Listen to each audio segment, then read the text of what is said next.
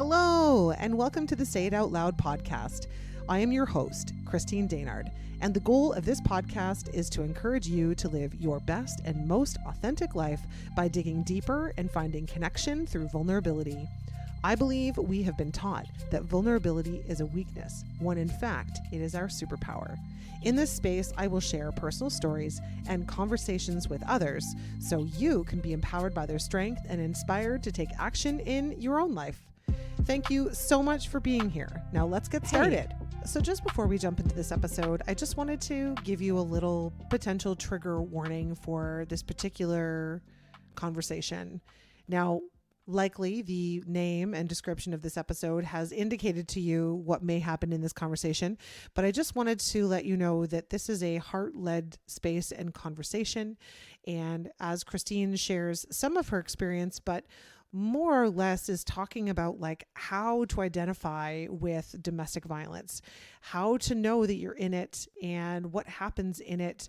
And we sort of discuss around it and just more or less to help you see yourself, number one. Number two, to help you know that you're not alone. And if you're experiencing any of the things in this conversation, to reach out for support and help.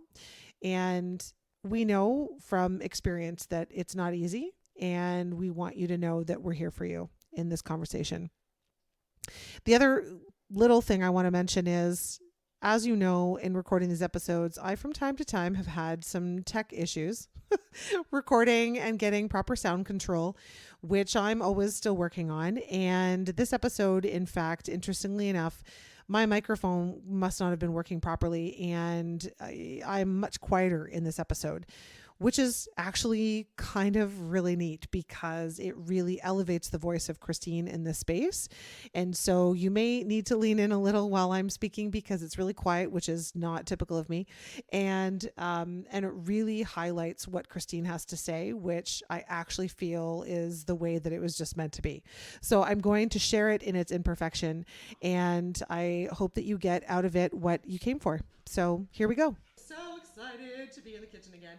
And I'm so excited to be with this guest because I just love the internet, because you meet some really amazing people and you connect and make some really cool connections. And recently our guest, Christine, has also joined my Joy community, and if you haven't heard yet, the Joy Project, I know you've heard about it because I talk about it all the time in here.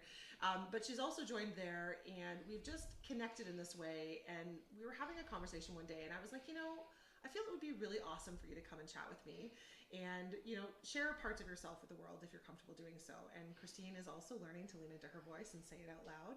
And so we figure that this is a really great space to do it. So Christine, I'm so glad to have you here. I'm so happy to have you in my sunshine studio in the kitchen here.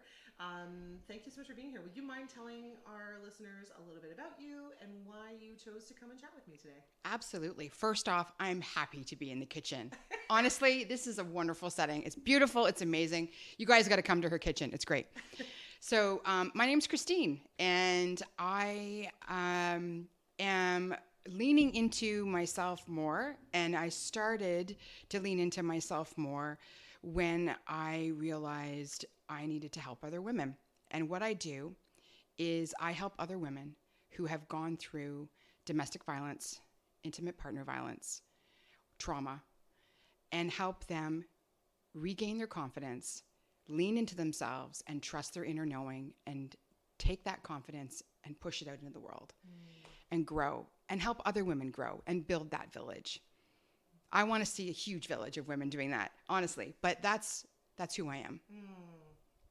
I love that you have taken something that has been painful for you and trauma for you, and you've turned it into something that allows you to take that pain and turn it into something positive by not only healing yourself through the process and coming so far in your own personal healing, realizing that, whatever and whoever was able to help support you along the way is kind of like, that's how you can support other people too, right? Yes.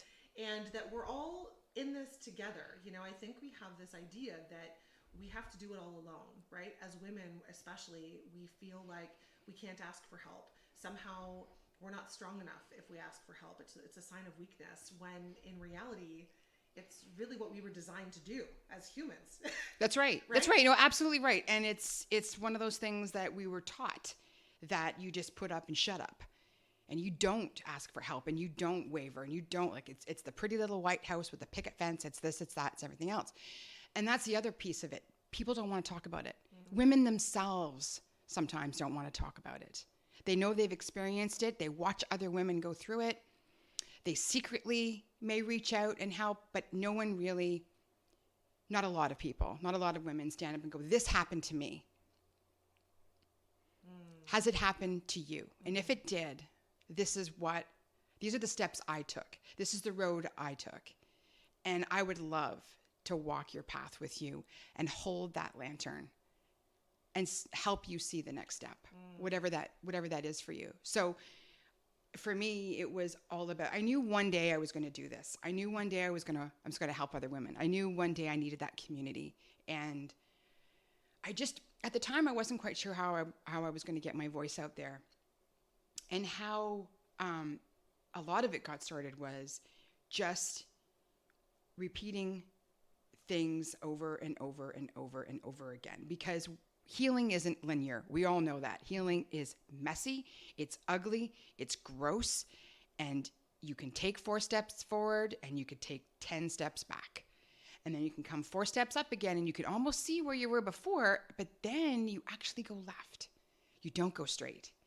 And then sometimes you go right. So we all have our own little roadmap that we take.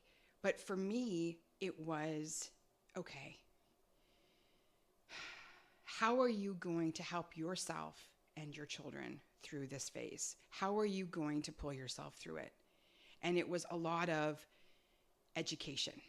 And education is a big piece, because even as women go through it, they can't always put their thumb on it. They're like, something's wrong. This doesn't feel right, because domestic violence is not about getting hit. Mm-hmm. Okay, there's a huge misconception. It's not about getting smacked in the face. It's not about getting, all the TV and movie stuff you see, right? It's not that. It's insidious sometimes. It's like a dripping tap, right? It happens a little bit at a time. So they love bomb you in the beginning. You get, oh my goodness, they get your trust. They get you to buy in, so you're all in, and then a switch goes off and you're like, whoa. And then they do little things. And then these little things, you start to see them and you're like, wait a minute, did I just see that? Did that just happen? And then you start to question your own reality. And that's when it comes into the like, wait a minute, is there something wrong with me? Am I crazy? What's going on? And then that whole tearing of the inner fabric of your soul, if I could describe it that way, is what happens to you, one stitch at a time, till eventually it lets go. And then you start to wake up. And that's when the education starts. You start to wake up. You're like, wait a minute, no. And a lot of women, when they get to that point, that is when they are at their most strongest point in their journey of getting out. So they get there, they go. Their hardest part of their journey is the minute they walk out the door. Mm-hmm. That's when the work comes in. And can I just, can we just take a pause here for a second, in that, like, I'm sitting here as you're describing what you're describing, and I'm nodding my head because I've been there too, me too. And it's something that I think a lot of us as women, we feel a lot of shame about, because we feel like, I know for me, I felt like, how did I fall for this? How was I so stupid? How did I not see this coming? And then, of course, people on the outside would judge it. Oh, but he's such a nice guy. We always have so much fun with him. Absolutely. Like, I always see him doing all these things for you. And I'm like, yeah, but you don't see him behind closed doors. He's doing those things publicly to make himself look good. It's all about making himself look good. And behind closed doors, it's a completely different story. And like, I don't know about you, but like, I remember just in being in that phase of doubt, like, you get so psychologically fucked, for a lack of a better way to say it. Absolutely. That you walk into this relationship, and I would say that we're already, I don't want to use the word broken, but we're already really vulnerable, because we've already experienced things that are traumatic in our lives, but we've probably never identified them. That's right. That's right. We don't know what to call it. Right. And we don't realize that. So, and in society, in the world that we're in, it's like everything is about partner up, partner up, partner up. You must have a partner. It's like societal norm to have a partner and be married. So it's like you think it's this thing you're supposed to do, and you don't really know, likely, I'm going to guess that a good 75% of the population, if not more, and that's a guesstimate, that's a me guesstimate, that's not an actual fact, but I would not be surprised if 75% or more of the population don't actually understand what true love is and what it looks like to be in a healthy and good relationship, because we aren't taught it often in our own homes, in our own families. That's right. That's and right. in society as a whole, right? That's right. So it's like, I wanted to kind of just say that because, you know, for anyone listening, and I'm going to put a trigger warning in advance of this episode, because anyone listening is probably going to identify themselves in parts and bits of what we're going to talk about today. Right. And I just want to say there is no shame in finding yourself in a place where you've become a victim. You've been taken advantage of. Someone used your vulnerability against you. Someone used your honest, good heart and took advantage of that. And it is no fault of anyone's. No, it isn't. It isn't. And I think that's a huge piece, is it's not your fault. Yeah. It is not your fault. And I'm going to say it, and I will say it loud. It is not your fault. You went into this with an open heart. You went into this with a whole heart. Mm-hmm. You fell in love with someone who you thought was that person. Right. But they weren't. And it's not because you weren't good enough. It's not because you couldn't see the signs. Because they didn't give them to you. They showed you what they wanted to show you. And they were so attracted to you, to your person, to who you are, because of that. Mm-hmm. Because you live wholeheartedly. You love wholeheartedly. You put your all in. You're attractive to them. You possess the qualities they don't necessarily have and they want. Mm-hmm. So it's kind of like I don't want to use the term vampire, but it's kind of like an emotional vampire. Yeah, I would say that's a great way to describe it. Yeah. So, I mean, and so you start to think, okay, it's me, but it's not you, and it never was you. And it's so important that I think women, I work with women, that they understand that it's not their fault. That's the big piece. Taking the guilt off. Removing that cloak. Nope, going to drop that one. That's one layer. But then the other piece is understanding what it truly was. So that's the education, right? For me, my big aha moment was when I read Lundy Bancroft's book, and it was called Why Does He Do That? Inside the Minds of Controlling Men. I read it cover to cover 7 times. Wow. 7 times. And I went, and I think I cried at different points every time. Because when you go back and you read something again, you go, wow. So for me, that was the crack. It's like, okay, I've cracked the shell. Now I can see what, I can use the words. I didn't have the vocabulary, honestly. I'm a smart woman. I'm an educated woman. I can speak wonderful, beautiful sentences, but for the life of me, I could not describe in words what I was going through. Mm-hmm. And to read that book, it was like someone could speak for me. Someone could say what I was feeling in my heart. Mm-hmm. So that was the big piece, saying, I am a domestic violence survivor. Admitting it. This happened to me. This was real. This happened to me. It's not in your head. It's not. It's not pretend. You're not making shit up. No. Like, I don't know how many times I have talked to people, like, much later, and they're like, yeah, but was he really that bad? Or do you really think that he was kind of narcissistic? And I'm like, oh, I know he was a narcissist. Well, this is it. And, and I'm also careful with the term narcissist, right? Fair enough. Because it's always, it's thrown, but all of it. But all of it. All of the control. Yeah. Because ultimately, and the real truth is, like, because I like to look at things in a kind of a big picture. And I try to see, okay, I experienced this in a relationship. Probably actually in multiple relationships. It just didn't. Sure, we all did. Yeah. It was like that final domino. Mm-hmm. It was like, holy shit. And once I finally realized what was going on, I realized that, yes, it wasn't about me. It was about them. But then I also realized a big piece of my healing was in healing myself is like leaning into believing that I am worth more. and I can decide what I want, and I have a voice, and I can lean on other people that I trust, which took a long time. Right. I know, right? It does. It does. But it's like, I also look at, this isn't excusing anyone's behavior in any kind of domestic abuse or any abuse of any kind. But that abuse comes from someone else's experience, right? So you hear the phrase like hurt people, right? But also healed people heal people.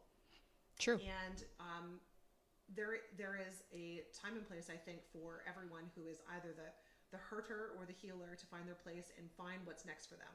So hopefully those people that hurt will eventually find something. Well, that's the goal. Right? That's the hope anyway. That's the goal. But at the end of the day, we can't change them. No. We can only work on us. That's right. Right? That's right. And I found I've spoke with many women where trying to control it all is another piece of a trauma response. Trying to control it all, trying to keep it all together, trying to keep up the facade. And that control mechanism becomes a coping mechanism afterwards. Okay, I got to keep it all together. Okay, I got to do it all myself. I can't, no one can help me. I'm Miss Independent, all down the line. Okay, that's not good either, because that's too far, the other end. But it happens. So there's that 2 steps forward, 4 steps back. It's the same thing. You find another layer of, or another dimension of how this has rocked you to your core and how you need to build yourself up again. And you really go from being so vulnerable and then experiencing what you experience, which is mind-bending, right? You don't even know how you got there, right? Right. It's like it happens so fast. And all of a sudden, you're this different person. You don't even recognize that person anymore. And then you go into self-protection mode, which is where that controlling, shutting people out, like living in that box, right, because it's the only place that's safe. Here you opened yourself up to this person. That's right. Who you were supposed to be able to trust. That's right. And when they broke that trust and you realized that you were completely like, I don't even recognize the person I was when I got out of that relationship, or certainly the last one, the last domino fall was like, I don't even know who that girl is anymore. I don't know how she got there. Right. But now that I've come so far away from that, and I'm sure that you can say maybe something similar, I won't speak for you, is like, now I look back and I go, wow, like I also had a lot to learn for myself and what to look for. Right. Because we aren't taught how to find good people. Nobody talks about it. And we aren't taught like to lean into our instincts. Like when there's that little like, well, that's interesting. What was that? Oh, I'm sure it's nothing. Or maybe I can change him. Or maybe like there's all these little. Well, your intuition is so frazzled at that point because they've got you believing it's you. It's your fault. You're the problem. Right. So you don't trust yourself anymore. And that's the work I do, is trusting yourself and learning how to listen to you, listen to that intuition, tune into it, sit with it, even coddle it for a while, just love on it for a while and just really start to feel. But, something you talked about, you mentioned earlier was, I don't even recognize that lady. But you better love that woman. Oh, yeah. Like to the ends of the earth, because that woman got you here. Yeah. So I love all the previous versions of me. Some of them are not the best. Some of them I'm not proud of. But I love them all because they are part of who I am today. That's really beautiful. And actually, I would love for the people even listening to like listen to that and really embody that, because I think we all sort of expect that we're going to know what the outcomes are going to be, or like where we're going to land. And then we're always really surprised when it doesn't happen how we expect. Like, shocker, because most of life doesn't happen the way we expect. No, it's messy. But that, that it's okay that you've been through shitty times. It's okay if you've sometimes been a shitty human. Right. No. We've all gone through parts, and that's part of our personal growth as a human being. That's right. Right? And like, I love how you said that. I hope that you love that version of yourself because she got you here. That's right. And everything is a stepping stone. It's like, we can't go backwards. We can only move forwards. We can thank her for being the one who went. Honor her. And something is wrong here. And you recognized it, right? Yep. It's like, you knew something happened. You knew it wasn't you. Mm-hmm. Something guided you. Yeah. And then you made your next step and your next step. And it's all one step at a time. And I think I think I kind of want to take us there for a second, because I'll bet that there are women listening to this who, when we first started talking, you mentioned, when you get that inertia to leave, which I remember that it was like a high. It was like, I'm doing this, I got this, like, woo, like you you don't stop. No. For like the longest time, you don't stop. You're just like on fire. You know that you're doing the right thing. Everything in you is lit up. That's right. On fire, and then all of a sudden, that fire burns out. You're like, shit, now I actually have to do this thing called life on my own. Right. Now what? Right. So what I would love for us to maybe just talk about a little bit is, going through that part, like, because that's the hardest part. It is. Getting up the courage to leave is one thing in itself, but being on the other side and not really knowing what to do next. Like, talk to me about how you felt in that space and what happened with you in that space. Hey, I'm just going to interrupt this episode right here for a second, because I want to invite you to join me in the Joy Project community. It's a place where me and a sisterhood of women are building meaningful connections with each other, where we don't feel the need to hold back or put on our best face. We just show up as we are. It's a place to be encouraged to say the things out loud, to build your confidence, to learn about yourself, and learn how to lean into your authenticity. It might be time for you to consider joining us. If you're feeling the pull for deeper connections, you want to have more honest conversations, and find a place you belong simply by being you. We meet online every week, and we host an in-person social once every few months within the Waterloo region. So if you're feeling the pull to be a part of a group of women who are leaning in to focus on the good, to see life with a half cup full perspective, and lifting each other up, this just might be what you've been looking for. Learn more and join us by visiting itsmechristined.ca/community. I really can't wait to see you in there. Well, get a good counselor. Honestly, get a good counselor. And like anything, it's sometimes you have to go to a few before you feel a connection, and you do need to be comfortable with who you're working with. So I was so lucky that the counselor who I started working with, I still work with to this day, and she's incredible. So that's the big thing. Reach out for help. So it's funny how you say this. The vulnerability is what got you where you needed to be. And then you started to shut that vulnerability down. It's the vulnerability you need to open back up again to heal. So you need to open that back up. You need to trust and open it back up. So for me, it was getting a good support system. Get your support system in place. Reach out to people you trust. And sometimes it's only one or two people, and that's okay. And a lot of it is getting on that path. The other piece, which I found really helpful, is somatic therapy. So I think of a lot of people have heard of the book The Body Remembers. I believe I may not be quoting the right title, but it's true. Trauma sits in your body. And sometimes, I know you do this in the Joy Project, you have to just shake it out. Just move your body. So I worked with a somatic coach, which was amazing. It helped me move the pieces in me, because I had a lot of anger. And it was, how dare you do that to me? How dare I let this happen, right? There comes that self-doubt again.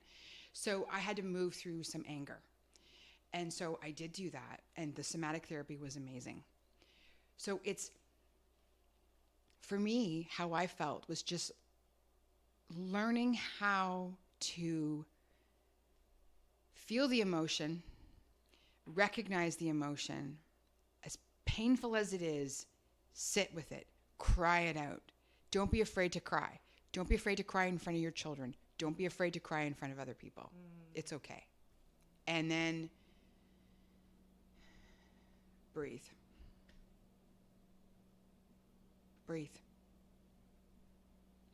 Be okay with the quiet. Honestly, that took a long time, but it's the practice. It's a practice. Getting yourself into a practice. And because it's not over, and just because you're out, if you do happen to have children or share children, there's a whole other aspect. There's the whole post-separation stuff. There's all this other things. So you need to build that support system around you. You need to have everything you can in order to keep your own peace, because your calm will be everyone else's calm. And if you, it's to me, it was more like leading by example, because I felt if I was calm, my children could be calm. If they saw me crying, they could see me crying, and then they could also see me recover. They could see what I did to cope.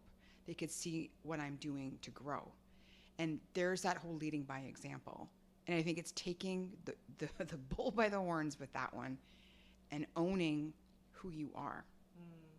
Well, and I think too, like, there's so much of how society has built expectations for us and these like rules that we never really talk about.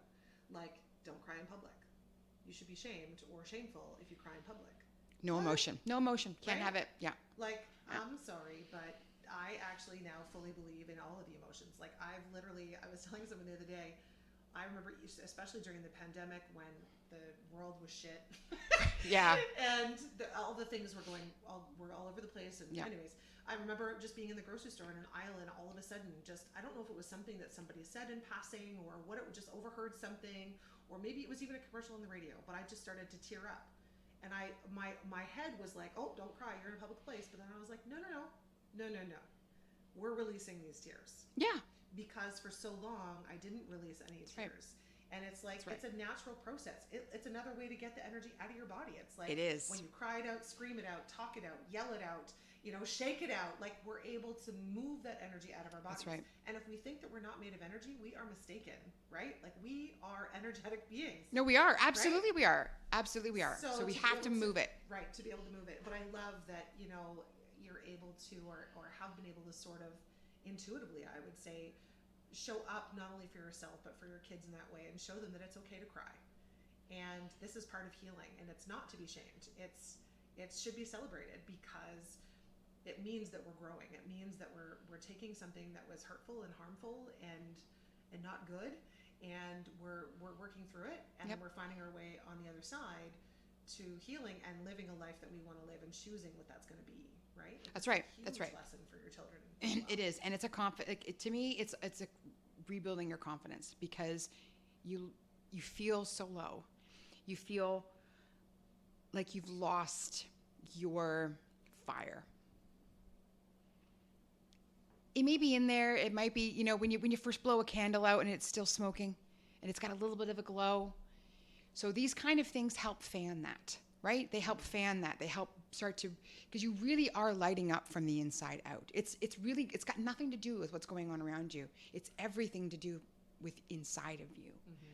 So the other thing I did, I had to re-understand what my values were.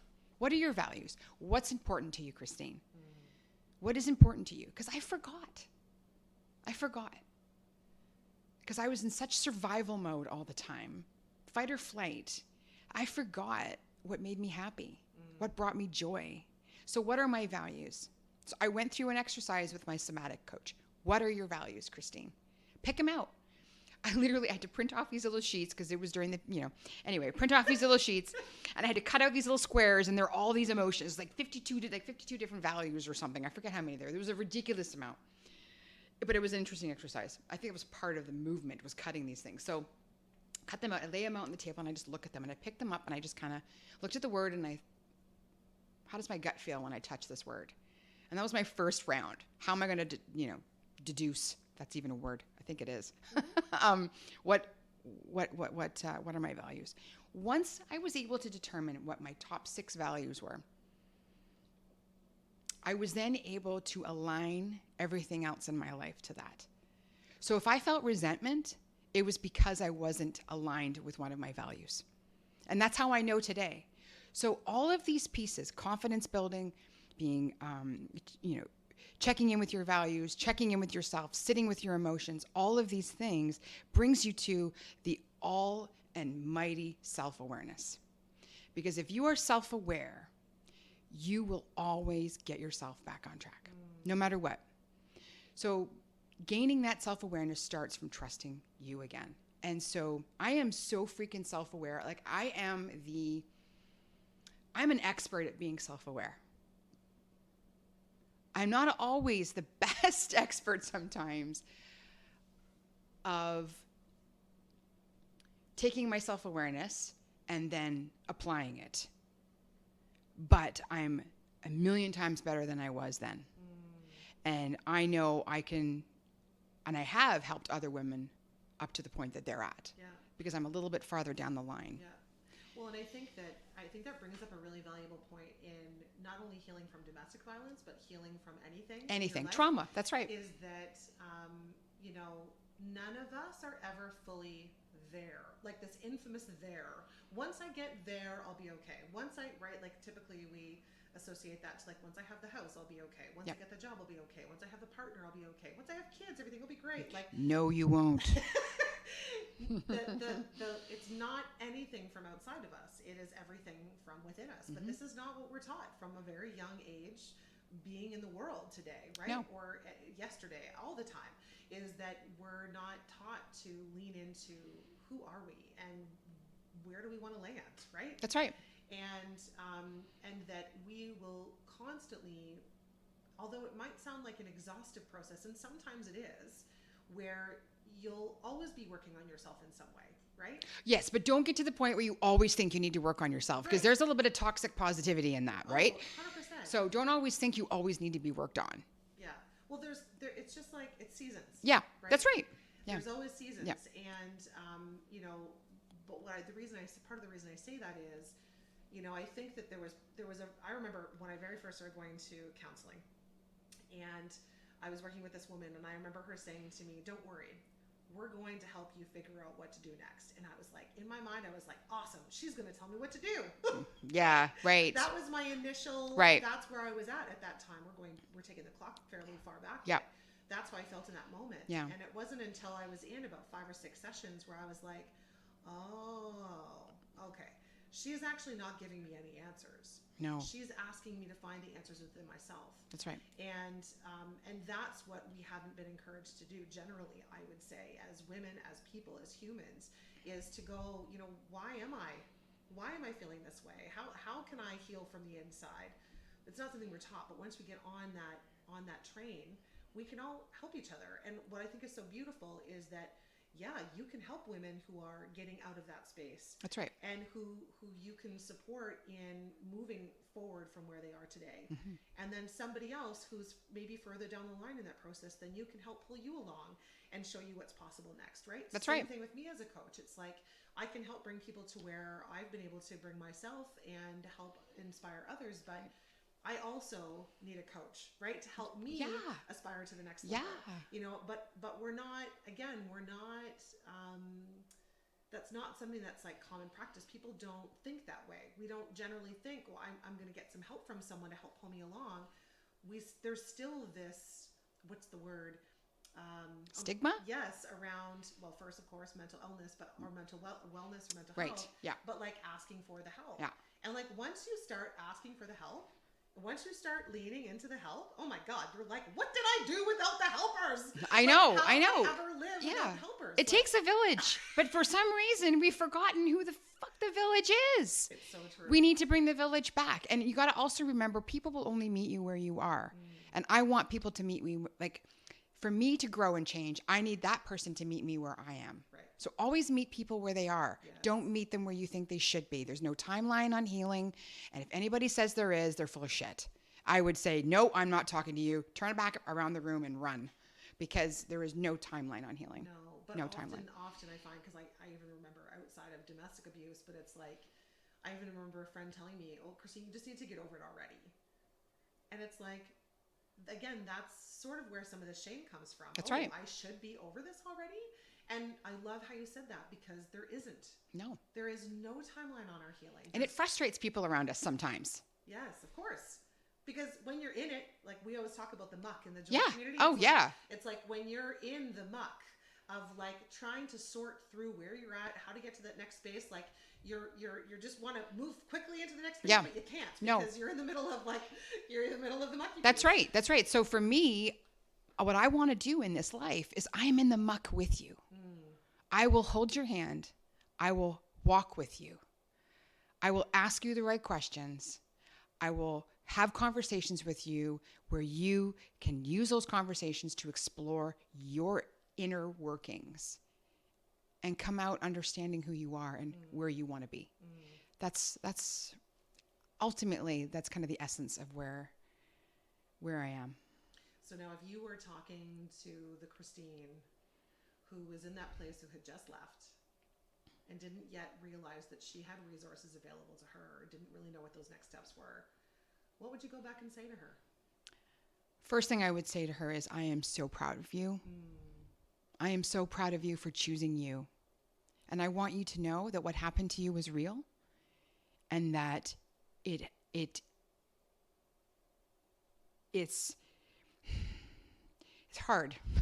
I choke up at it. I really do. I choke up. It is, I love you. What happened to you happened to you. You're not crazy and it's not your fault. And we're going to get there. We're going to get there. That's what I would say to me then.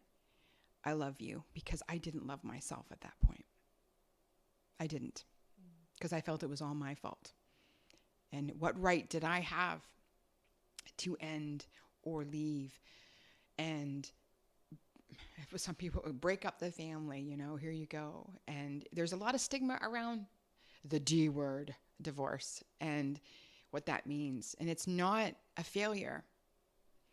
It is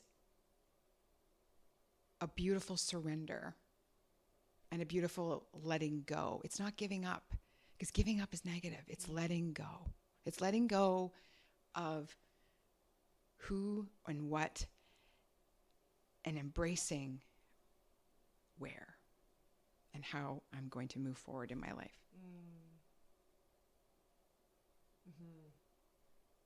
I love that. Christine, I want to thank you for coming and chatting with me today and sharing parts of your story and how you help others. And for anybody who's listening who would like to follow along, learn more from you, maybe connect with you in some way, where would they find you? How can they do that? Okay, well, I am out on Instagram, purplepetals_coaching. That's my handle. And I'm there mostly on Instagram. I do have my website, which is purplepetals.ca. And come and find me. Come follow me. Come along and put on some comments. Let me know how you're doing. Love that. Thank you again for being here. It's been an absolute honor to sit and chat with you today. Thank you so much. And if you're listening to this episode or have just finished and you're kind of feeling all the feels, you either know somebody who's here or you're here yourself, I want you to listen to Christine's words when she was talking to the older version of herself or the previous version of herself. Like, we love you. You love you. There's more for you. And you're going to get through it. You're going to find your way. You will. It's not going to be easy, but you will. And on the other side of the pain, there's beauty. There's beauty in that recovery. There's beauty in healing. And there's something in it for you in your future self. So yes. We just want to send you all the love, and we want to thank you for listening, and I hope you have a great day. See you next time. Thank you for listening to this episode. I'd like to invite you to hit the follow button on this podcast so you'll be notified when the next one drops. And if you liked this episode, please leave a review, as it will help others to find this message. You can also find me on Instagram and Facebook at It's Me, Christine D. Or if you'd like to connect about being a guest on the show, ask me about group or one-on-one joy and mindset coaching, learn more about the Joy Project community, or consider hiring me for your next speaking engagement, please visit itsmechristined.ca. Thank you again, and I'll see you next time.